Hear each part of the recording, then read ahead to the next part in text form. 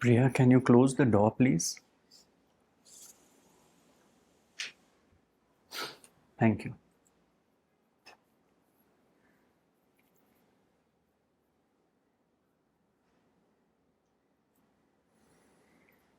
I read a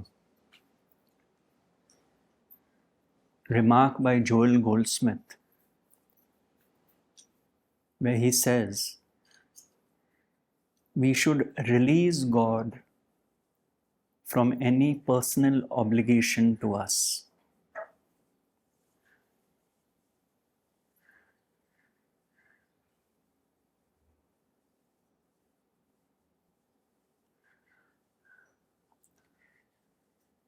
You see, because there is a force which is operating,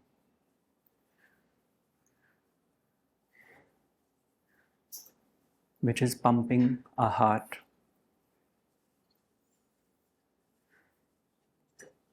making the sun shine, changing the seasons, making the earth spin, and revolve around the sun.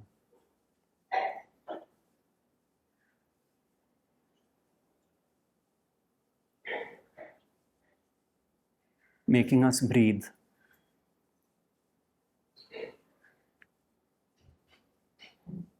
Another word for that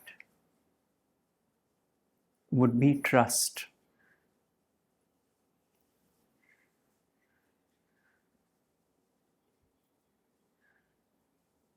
The universe is functioning on trust.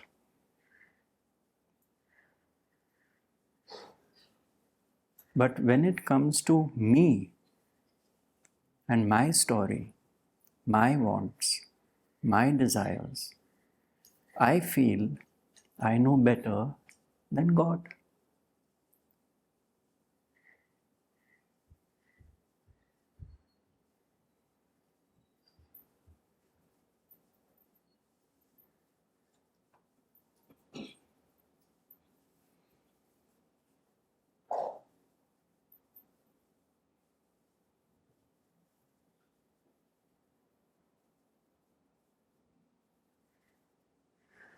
And then I try to make God obligated to me.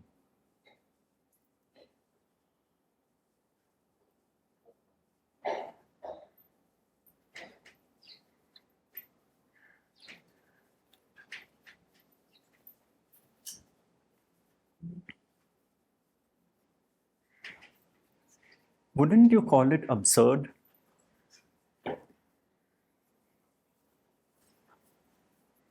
Sorry.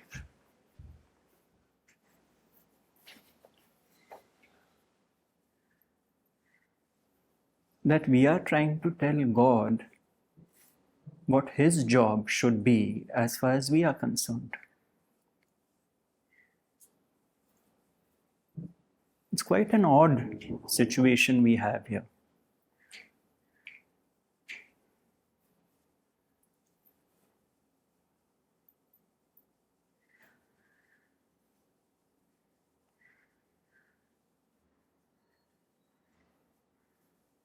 And this happens because we are in the realm of separation, the realm of duality.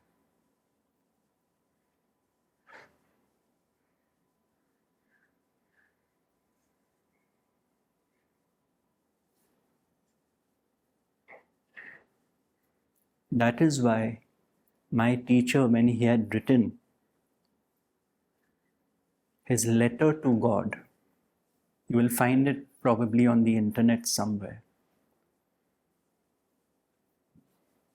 It was an expression of gratitude and only gratitude.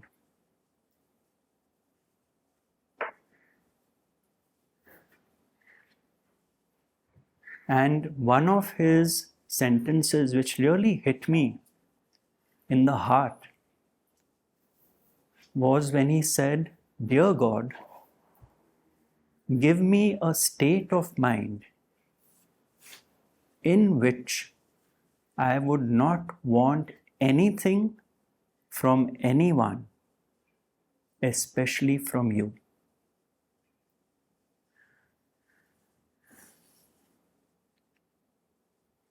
I would not want anything from anyone, especially from you.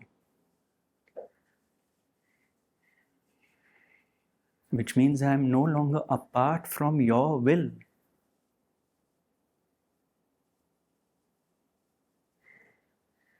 Which means surrender. Till then, there is no surrender. This my will in opposition to God's will.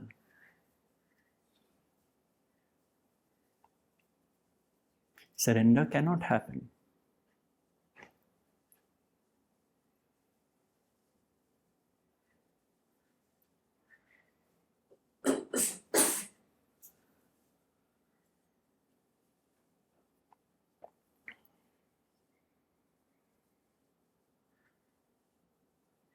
An event may be painful. Someone may have hurt me, especially a loved one. Or I might have received some news which is unfortunate. Pain will arise. Pain is bound to arise. We are human beings.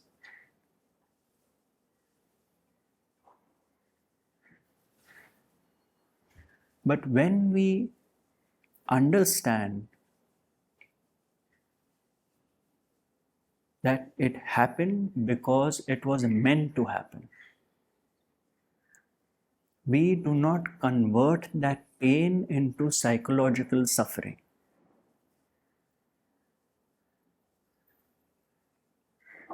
There is a total acceptance of the pain. But the mind, which is invested in stories, why me? Why doesn't this person love me the way I feel they should? I do so much for this person. Why has God punished me with this problem? What wrong have I done? I donate money to charities. This mind which is seeking cause-effect relationships will be stuck between these polarities of cause and effect. And when it surrenders to God, it rises above the pairs of opposites.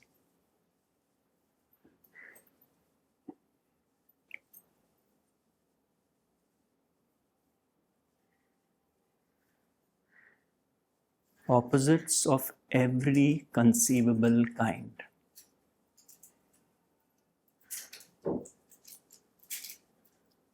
So it's quite a joke.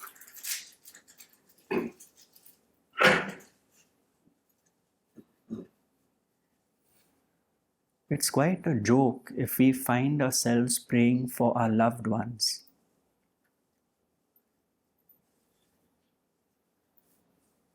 It is selfishness. We are all guilty of that crime. Because as Goldsmith says,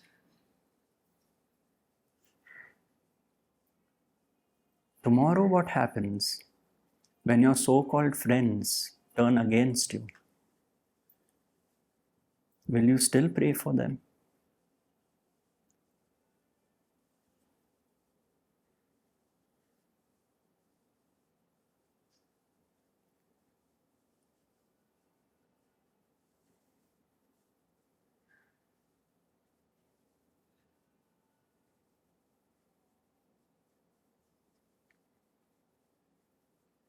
So it's too easy to pray for our loved ones. He said the courageous way is to pray for your enemies, knowing that they too have been created by the same source. They are playing out their script, like you are playing out your script. But here you have gone and segmented people based on the me center, what is dear to me.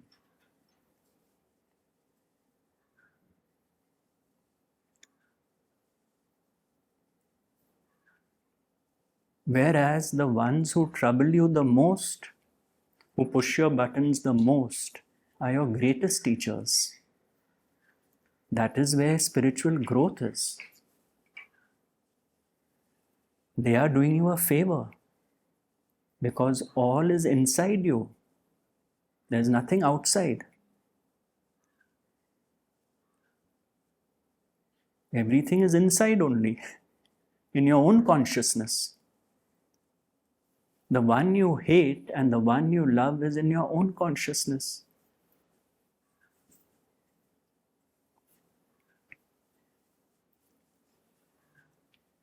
If someone is bringing out a reaction in you, that reaction is in you only. The chance has been given for it to come up. Consider it a favor done. That is what the spiritual journey is about.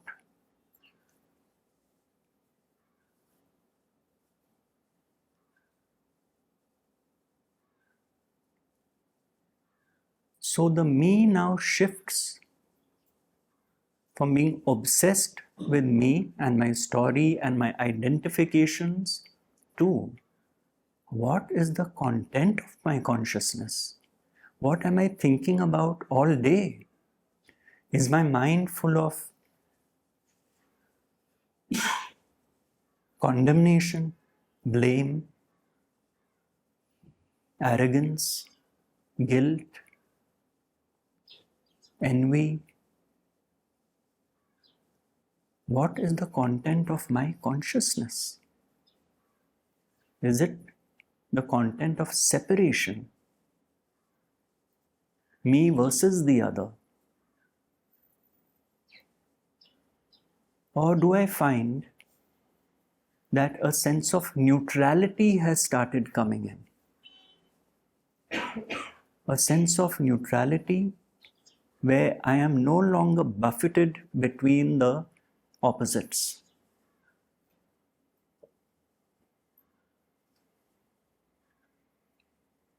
A sense of neutrality which comes in because now I can understand that the hand of God is behind it all.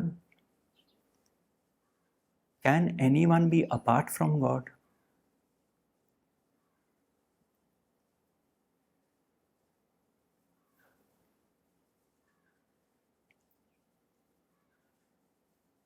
So when I live my life like this,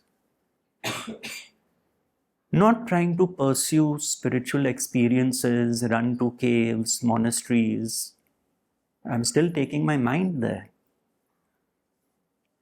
But when in daily living, where God has placed me, where God has placed my feet, I start seeing through the light of consciousness. I start seeing beyond the eyes of duality, which I have been seeing since I was born. When I start seeing in my relationships, the ones I encounter in the day, when I start seeing them through this eye, the eye of wisdom,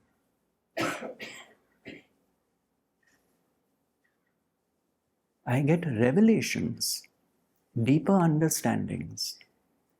I can see the game of life.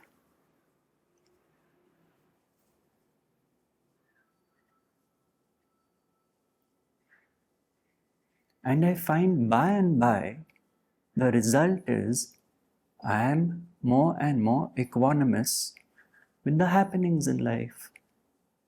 Sukha Shanti of the Buddha. The happiness of peace, not a happiness which will come and go. We all know those kinds of happiness are momentary. then we are chasing the next happiness. This deep peace, sukha shanti, which we get a taste of in deep sleep because we are absent. Me and my story is absent in deep sleep, but I'm not aware of it.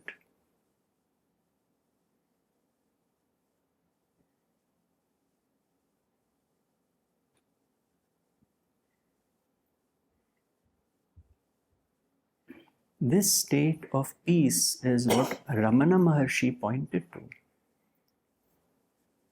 He called it the highest realization. The highest realization.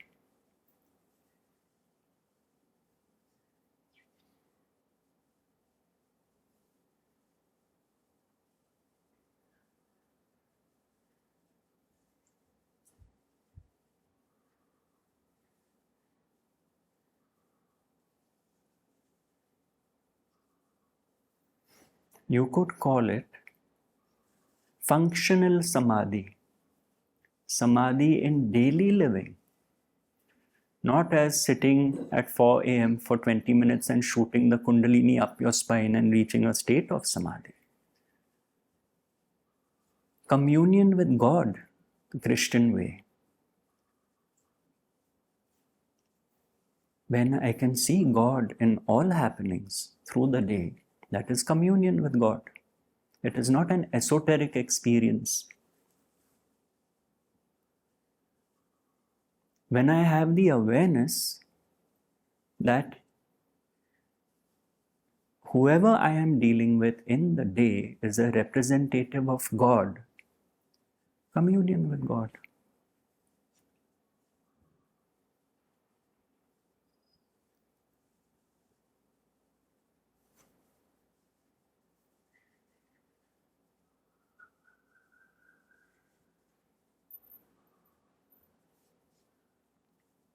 Then I find I am no longer reacting blindly like I used to earlier to people and to situations, repeating the same pattern again and again and again.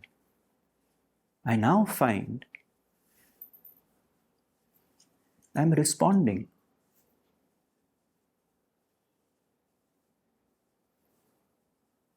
I can see where the other person is coming from. Because if I had their conditioning and their genetics, I perhaps would have said the same thing. The problem is I am seeing it based on my conditioning and my genetics. So I find that person is wrong. And I am right. Then I try to convince that person.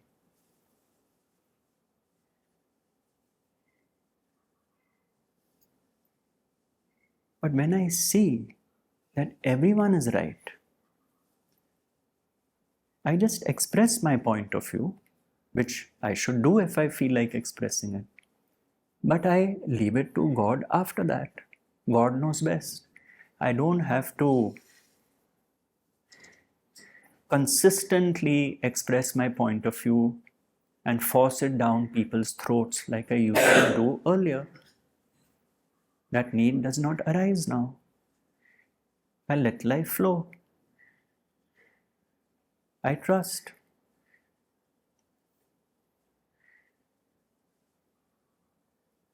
Or as Goldsmith says, I lay my sword down. I lay my sword down. And life becomes simpler and simpler and simpler.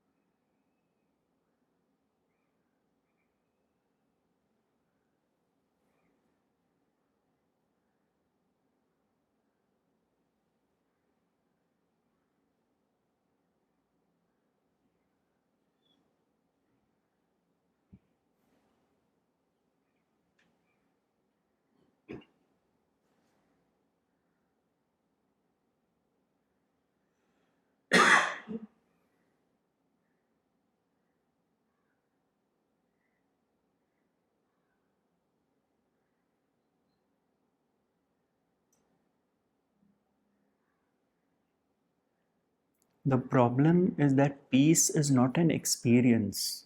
So the ego can't go chasing after peace. An experience it will chase after. Because it then says, it is my experience.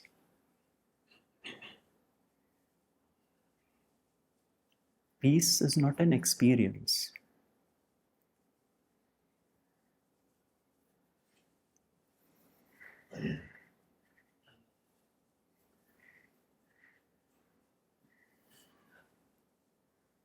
So the ego tends to look away from peace, to ignore it. Because peace is the death of the ego. The ego does not want to die.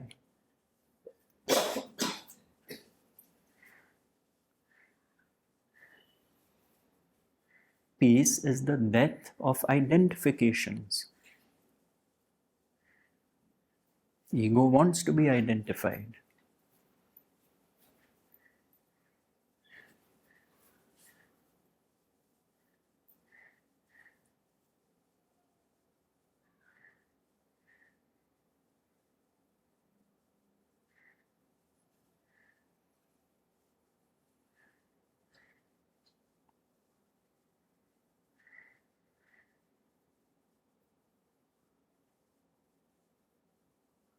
Take an opinion you have.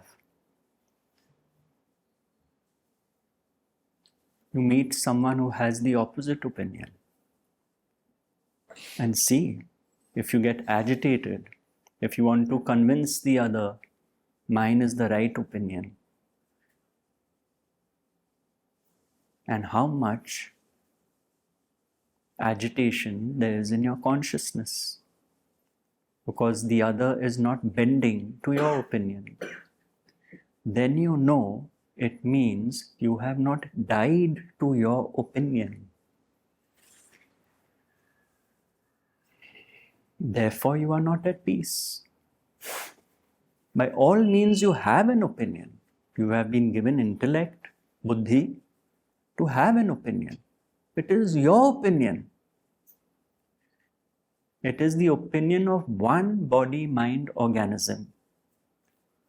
It is not the truth.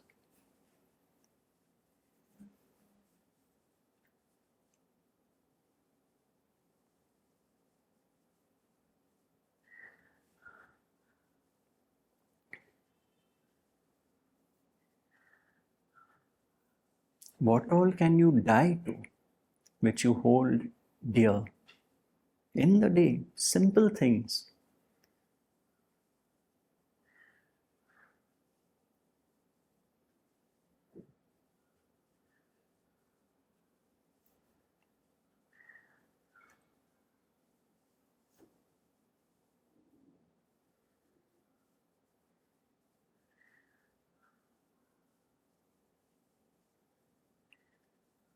The agoris go to the cremation grounds to do their sadhana. Why? Death. Realm of death. Death of what?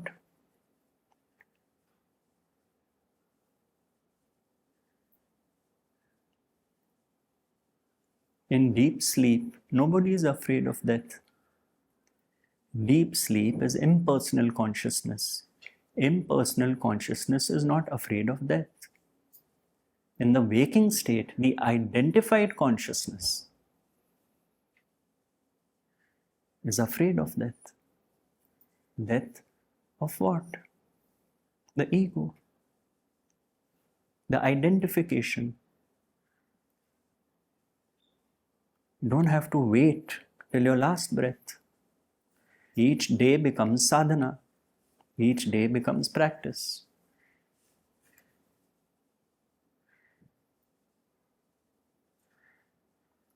Death is the death of the thinking mind.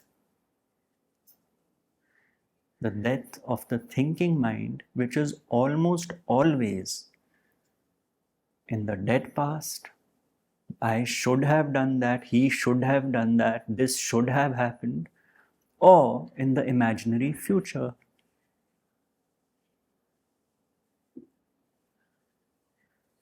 Which thinking is taking me away from here and now?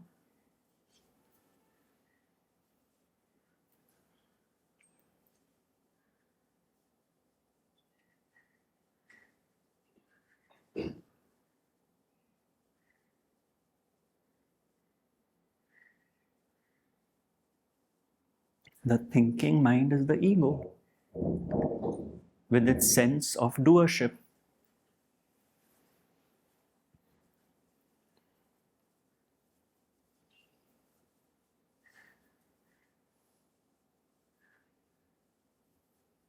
That is why the Buddhists are quite right. All fears are ultimately the fear of death, even the smallest fear.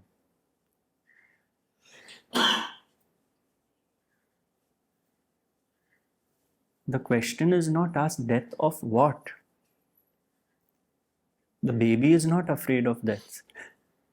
Baby is alive, impersonal consciousness, till the ego is formed. Identification with name and form as a separate entity. That is when the fear of death starts.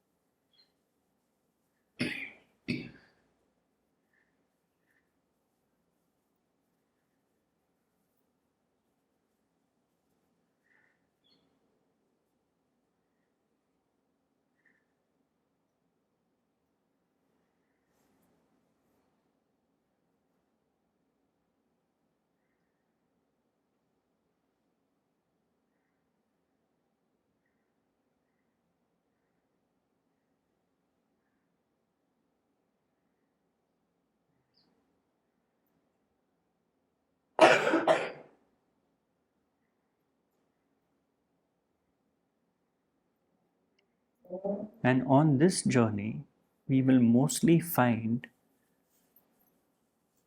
that many problems which we thought were problems were not problems.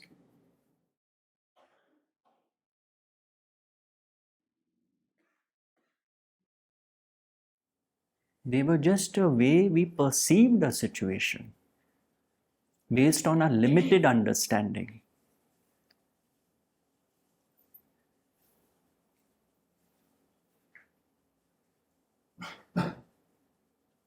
The main problem is us. We are the problem. We don't have problems, we are the problem. It is like a friend of mine who's 82, who does not get along with his son. I've mentioned this before, I don't know, here or in a retreat. And the children of the son, his grandchildren, are growing up to be dysfunctional and are going for therapy at a young age. Now, the children's father is very wealthy. Anything that happens, he says, I'll deal with it with his money. I'll send them to the best therapist. I'll do this. I'll do that. Don't worry. Every time his father is telling the son, look, please look at what you're doing to your children. Don't worry. I'll deal with it. They are my problem. They are not your problem. And in a burst of anger, the 80-year-old man told his son, they are not the problem. You are the problem.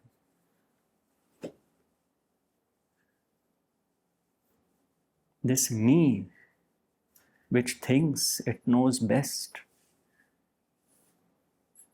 when it does not relinquish its position, it is a big problem. Why? Because it is not at peace and it is taking away others' peace.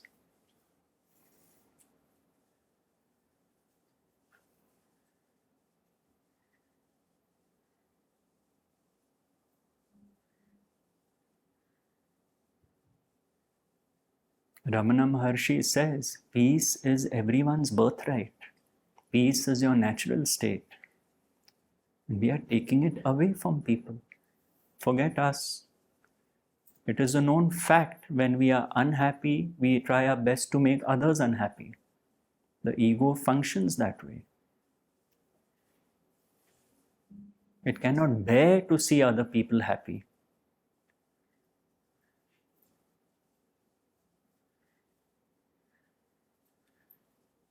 Would not that be a form of violence?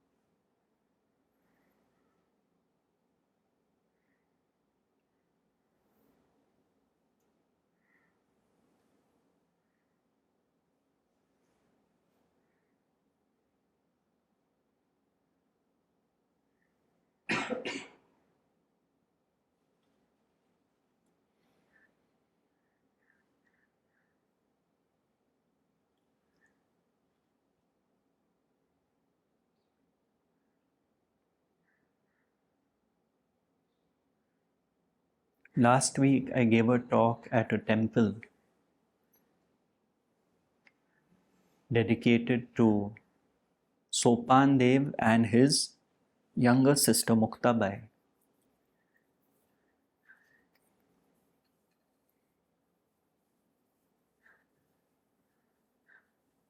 And this girl tells her brother Jnaneshwar, because he is fed up with society.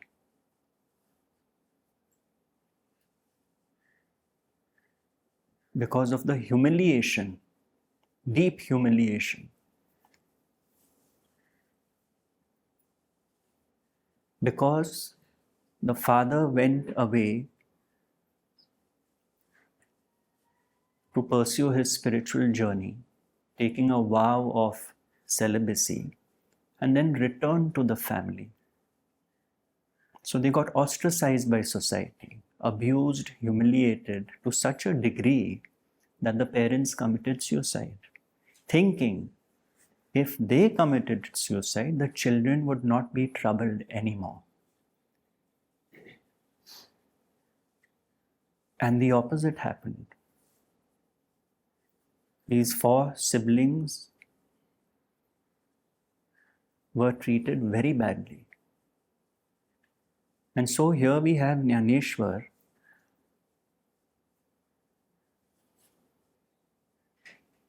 who has the highest realizations, lock himself up. And his sister is saying, open the door. Tatiche abhang. Open the door. Open the door. Come out. And then there's a verse which we have gone through in the talk last week. What is this door? This is the door of consciousness.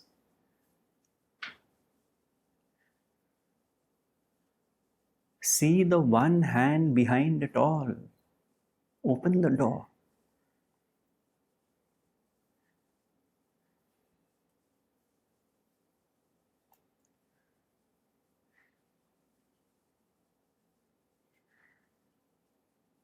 Go out there.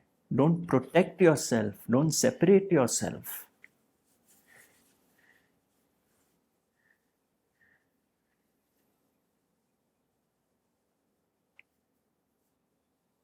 Everything is the one self. Why close the door?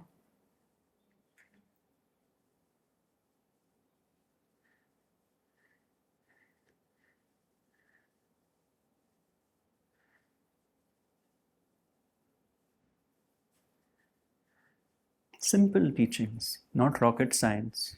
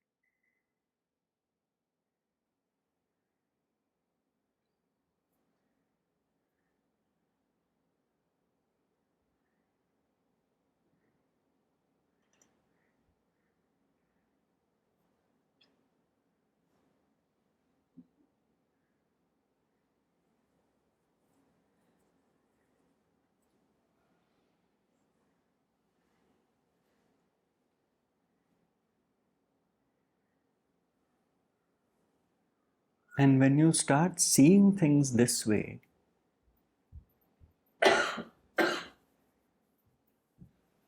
it is the cremation of most of your problems.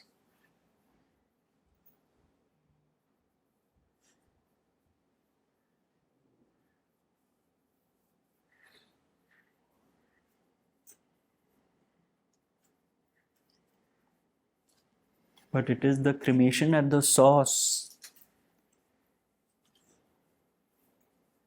It is the chopping off of Medusa's head, not poking at those snakes one by one, chopping the entire head off.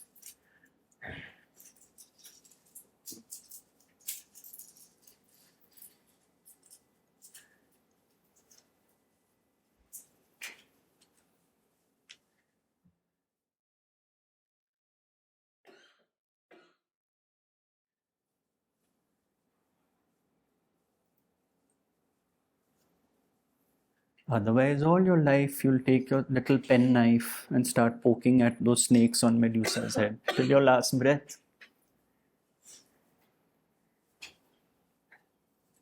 Trying to deal with your problems one by one by one.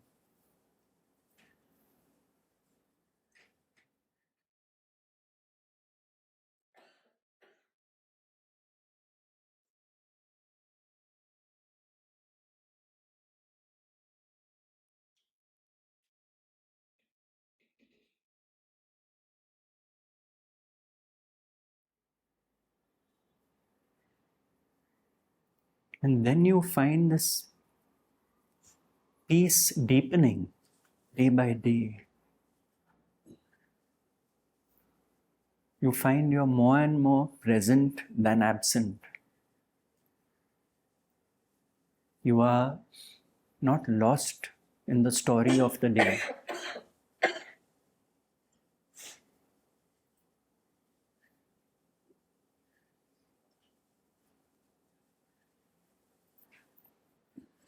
And you might be surprised. People want to be with you. Or new people come because they don't feel judged anymore like they used to be.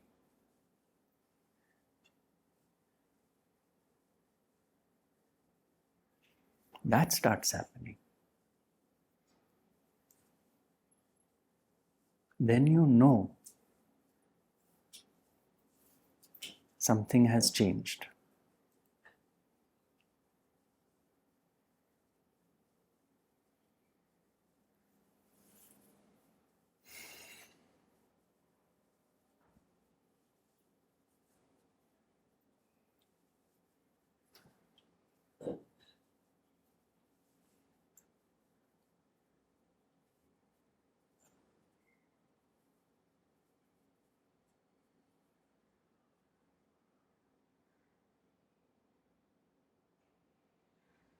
Something has changed because now you are seeing things through the eye of Shiva, the third eye, the eye of singularity.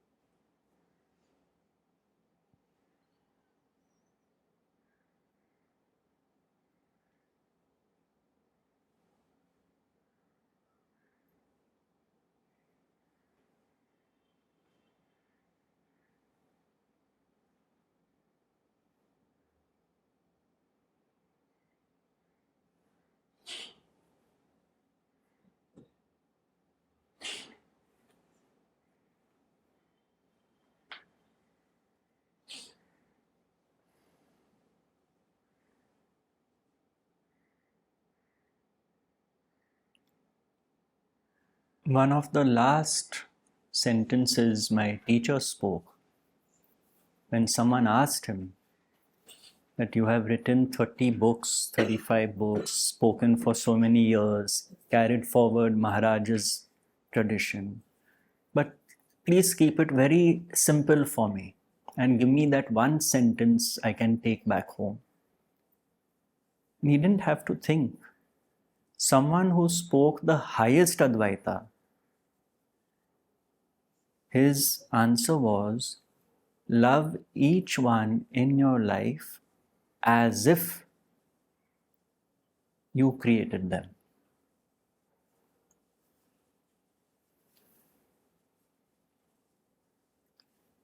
Especially the ones you don't like.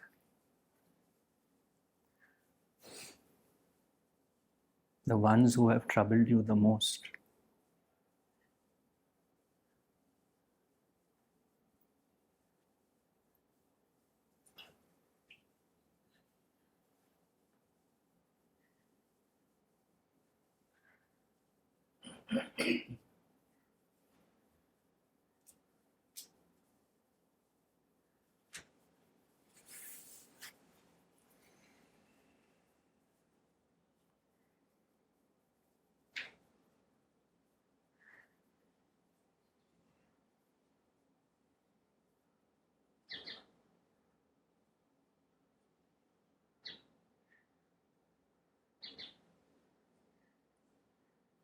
The one who has troubled you the most is not a power apart from God. We must agree on this, that God is omnipotent, omniscient, and omnipresent.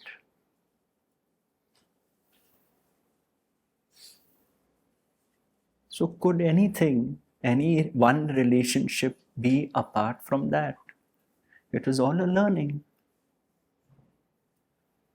It is a learning. Some learnings are very difficult. We don't know the chains of karma that bind us. We don't know the larger picture.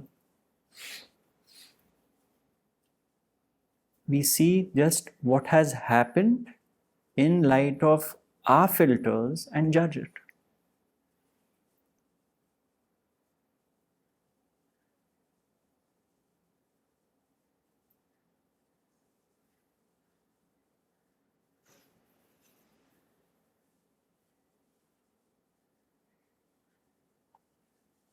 And then the poor me gets established. This is my story of the victim.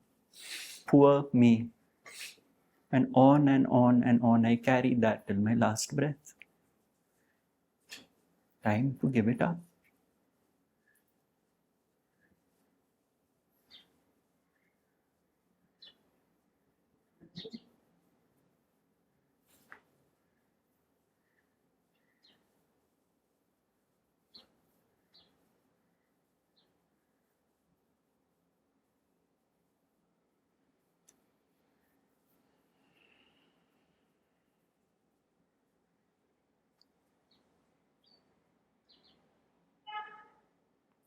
Would anyone like to share anything or ask any question?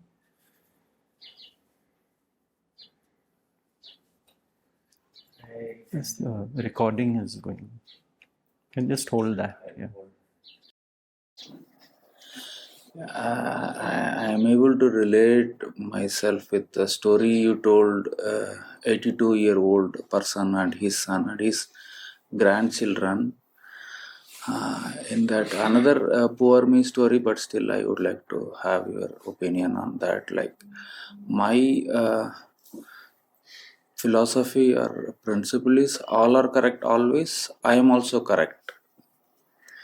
So that gives me kind of try to see correctness in everything. Like my son, he is doing things that sometimes I feel I should suggest or give advice, that I keep quiet most of the time. In anger, extreme anger, I shout at him. Like the father, 82-year-old father told all along, you are the problem. He told in anger. But isn't it his responsibility to tell his son at the right time or in the before that he should have corrected his grandchildren or something that sort? See, this teaching does not tell you what to do. It tells you whatever comes naturally to you, do it. In your case, you might find expressing comes naturally. So you express yourself. But when you know that my expression is based on my filters, yet I feel like expressing myself, you honor that. It is not about keeping quiet if it is not your nature to keep quiet. Someone else may not be expressive. They may feel that I don't want to express myself. The thought may not arise because they are made that way.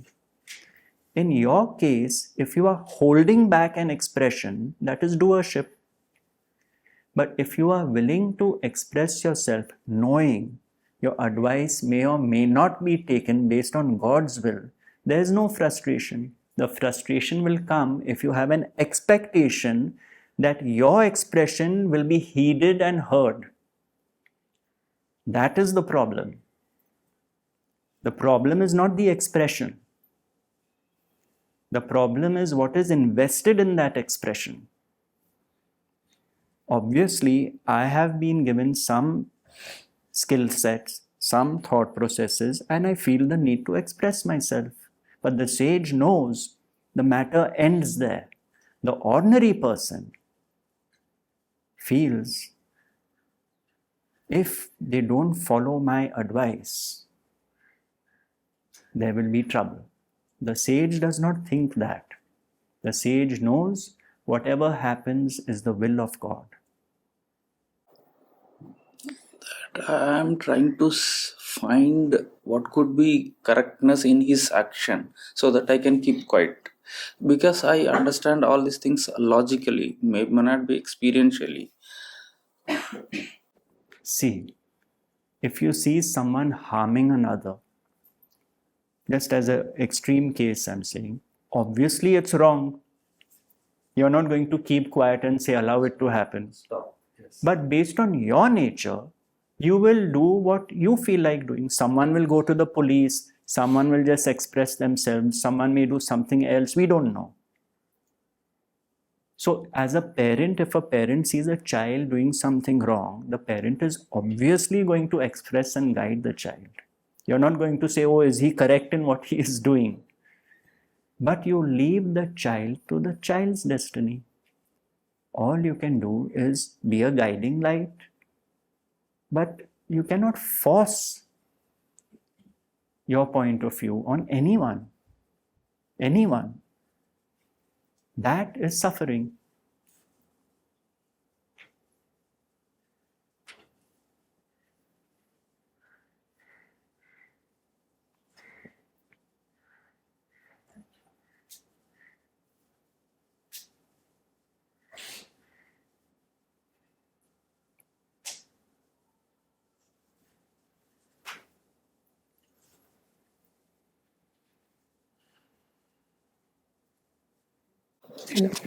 So sometimes the teachings become something of the mind, like love everyone. It might come effortlessly when I am peaceful, but it might not come effortlessly when I am not peaceful. And then it becomes thing of the mind that I should be really loving towards everyone. So it kind of, then mind tries to imitate the teaching when it is not willing to. So how do we bridge that gap? Like, do we continue doing and behaving as per the teaching even if the ego doesn't want it, or do we allow just to express ourselves and effortlessly express what is coming?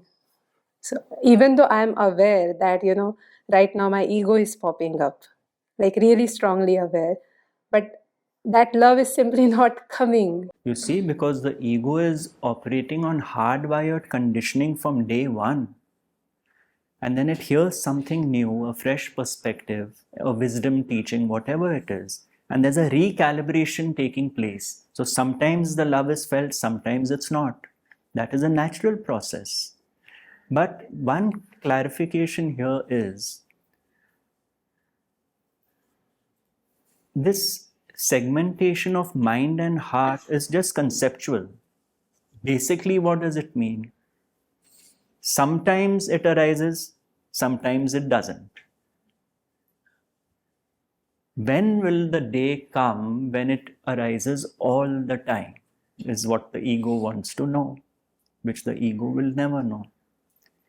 But if the source, consciousness, has opened this door and brought you this far on your spiritual journey, it is not going to leave you there. But it's a gradual process. It is like you get your driving license. You're still scared, right? When you drive through heavy traffic, you have no experience. But 2 years are over, 3 years are over, and one fine day, you're driving down that same road which used to scare you with the traffic, and you realize, my God, it was so smooth. I didn't realize there was so much traffic congestion. That is what my teacher called, like in the Zen tradition, it is called deliverance. Getting the license is the awakening. You're awakening to a new way of seeing things, which you didn't have before. Something new has come. Wow, I could see life through this lens. Whatever be the lens, any master tradition, that is the awakening. That there's something here which appeals to me. And then when it is applied in daily living and finally delivers you to a constant peace, that is the deliverance. So in between is a process. Earlier, this thought would also not come up because you had nothing to compare with. Now, at least the thinking is sometimes it comes, sometimes it doesn't come. So the shift is already happening. But we want it all the time. And in the heart, a teaching in the heart means what? It is the heart of awareness. The heart of awareness, not the physical heart. Sometimes I have the awareness, sometimes it goes, because even I am operating on my patterns and my past. I want it all the time. So it is not something to be disheartened about. At least the intellect has awakened. As Krishnamurti said, the flame of attention has been lit, that one knows sometimes it's happening, sometimes it's not. That itself is part of the process. You may find you're reacting the same way, and later on, after the reaction, oh, I should not have said that, because now I've seen things in a different light. That also happens. But you don't beat yourself up, because you know a lot of prior conditioning has been there. It will take time.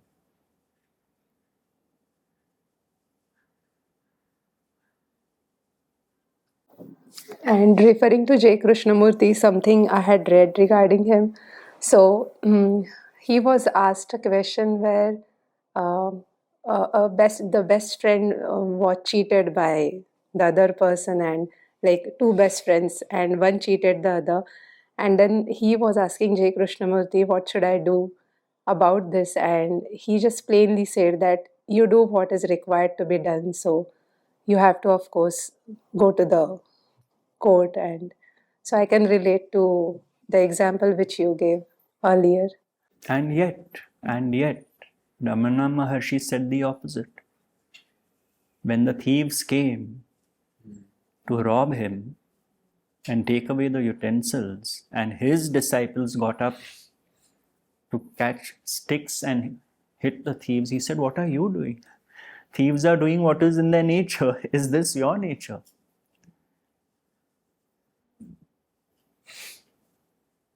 You are in this ashram with me, and this is what you're doing. So it again depends on nature. Yeah. The problem is we want to be other than what we are. And then we want to control that movement, that I have it in my power to be other than what I am. Let the forces of the universe do that for you. That is why my teacher would say, the seeing is the only doing necessary, nothing else. It happens on its own. Consciousness will bring about the transformation at the appropriate time. The only cooperation it needs from you is to get out of the way. Because you are coming in trying to control the process.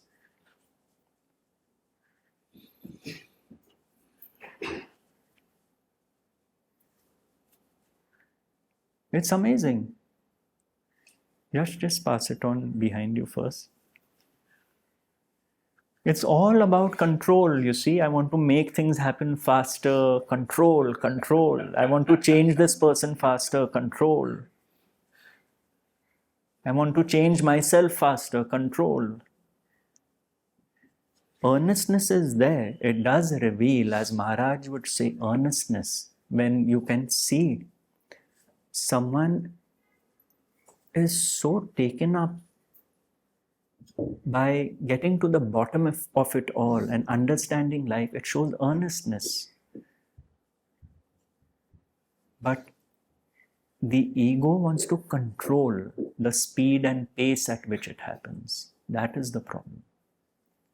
So when I can let go of things, I can simply see through myself. Yes. Because you don't trust it will happen. You try to control it.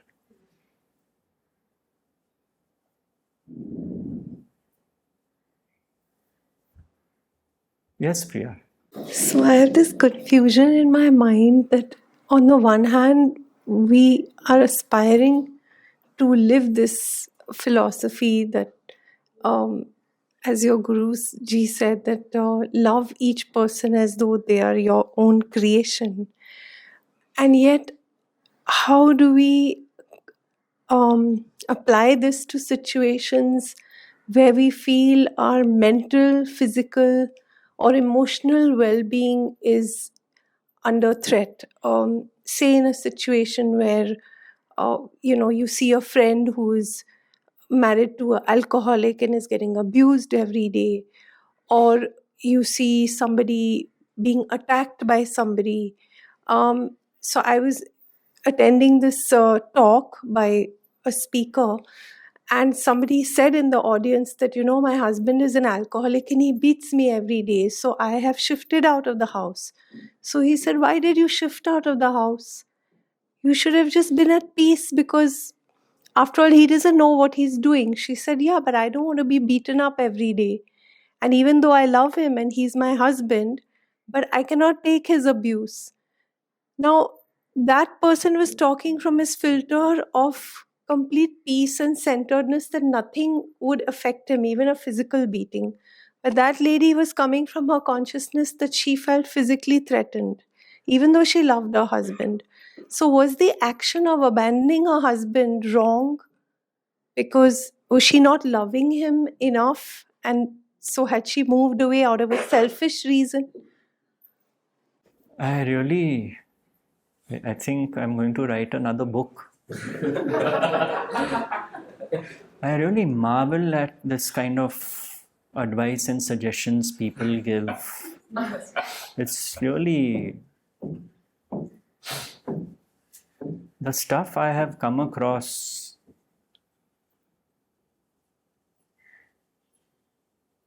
Is eye-opening. It left me totally confused. It is confusing me also. Who in their right mind is equating being there and taking the abuse as being centered?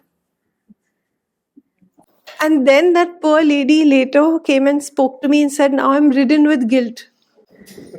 This is what happens. This is what happens. So you can still pray and love a person from afar, but in a toxic situation, you have to remove yourself. Of course you do. That's the right thing to do. Yeah. Some people don't have that choice. Now, for example, as I know it is prevalent in India quite a bit, there are some marriages where the woman is not financially strong enough to move away. Can you imagine that situation? But if there's a choice, what is all this gyan that you be there, get beaten up, because there you'll find your peace? I mean, I thank God that I came across simple living room gurus, kept it very simple, and none of this, because it's really absurd. In fact, it didn't resonate with me, that advice that he was giving on a public platform, that I moved away. That was the last talk I ever attended. Yes, because you have to use your intellect. Yeah, this is not making any sense. If you leave something so confused, you wouldn't want to go back. Yeah. But I saw the poor lady's complete dilemma, because she had felt bad that her child also had been left behind in that toxic environment. She had left behind this husband who she loved but had lost the plot. And she felt helpless because she couldn't do anything. But then she realized she had to save herself. You can't be of help to others if you can't save yourself. And where's the question of guilt? On her part, if she had the understanding, there would be no guilt. Guilt is the me. I did something, so I feel guilty about what I did. If, as a mechanism to protect herself, the option was there to exit, so be it. This is some kind of inverse spiritual teaching that you have to subject yourself to torture and this, that, and all. As I say, life troubles us enough. We don't have to go out of our way to seek trouble. Day, morning to night, as Rameshji would say, invariably, more pains than pleasures are assigned to us. Invariably. We have to deal with that. Why create this extra burden of suffering? Then common sense is going out of the window.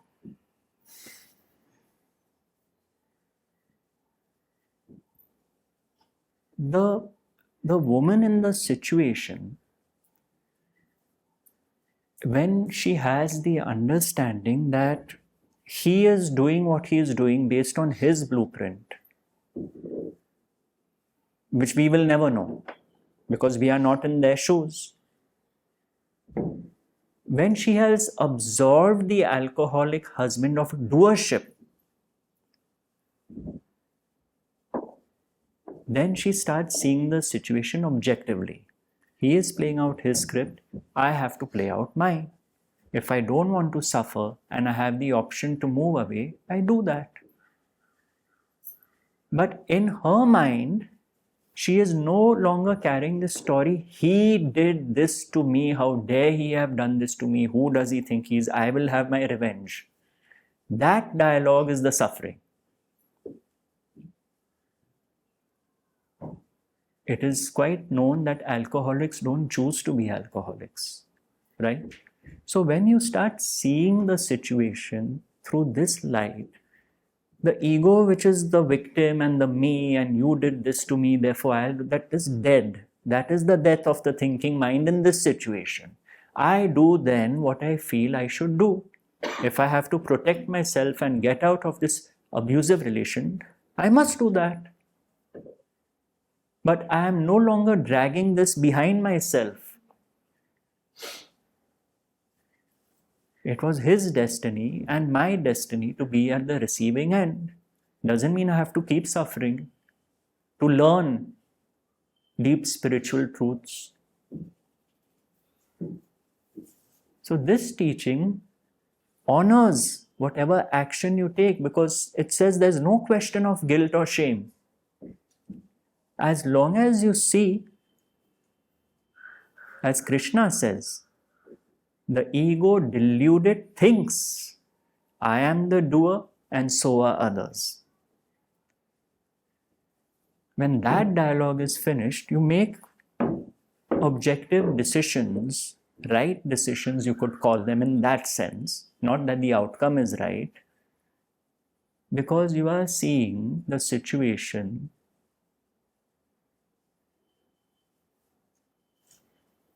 through the lens of Ganpati.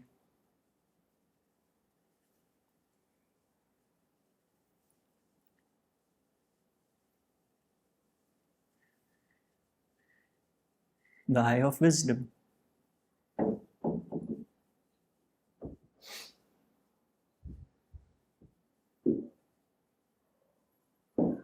If anyone is in a situation where you know there's no hope for peace, you have to use your buddhi and say, what are my options? But at that time, you know, I'm not reacting and moving away. Because otherwise I'm perpetuating the loop. Inside I'm simmering. Once I have understood the game, then I decide to make a move. Not as a reaction. And then I've freed the other person and I've freed myself. The Rinanubandhan is over.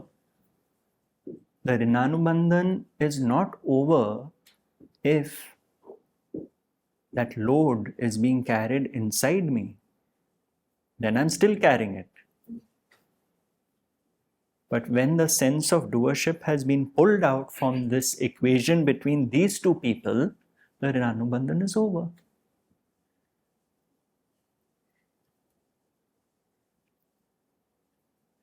And then she might find that she wishes for her husband well. I really wish you well. No matter how you abused me, troubled me, I don't know what demons you are carrying, what baggage you have come with.